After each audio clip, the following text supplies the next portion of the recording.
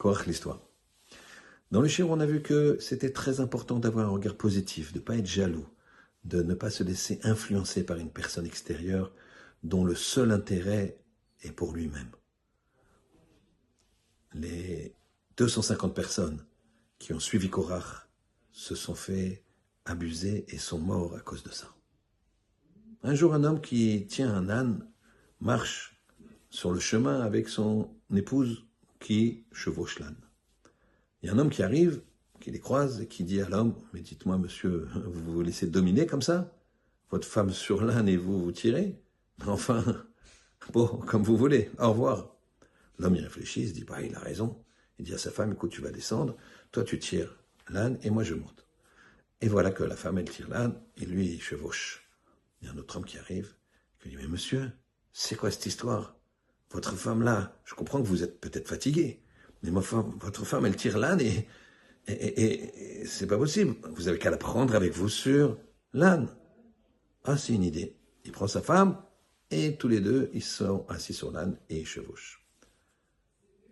Encore une personne qu'ils croisent et qui leur dit « Mais vous n'avez pas honte? Mais quelle honte! Comment vous pouvez chevaucher un âne comme ça? Regardez, il transpire, il a chaud, c'est une pauvre bête, je ne comprends pas, c'est honteux de faire ça. Vous devriez descendre, et il est tellement fatigué l'âne, vous portez l'âne. » Le mari et la femme se regardent, disent « Ouais, pourquoi pas, allons-y. » Ah, ils descendent, et ils portent l'âne. Et ensuite, cette fois-ci, ils croisent deux personnes. Il y en a un qui est là, et qui est sans sourire, qui s'empêche même de rire, en voyant cette situation, un homme, une femme qui porte un âne, et il dit à son copain,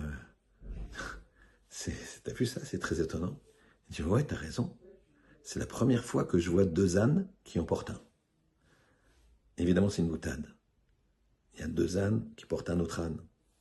Mais combien de fois, nous, on est ces ânes-là? On ne réfléchit pas. On écoute le dernier qui vient nous parler. Tout ça pour notre intérêt personnel. Alors, dans la vie, il faut être indépendant de l'extérieur. Il faut apprendre, il faut progresser, il faut prendre leçon de ce qui arrive autour de nous. Il faut avoir une grande modestie.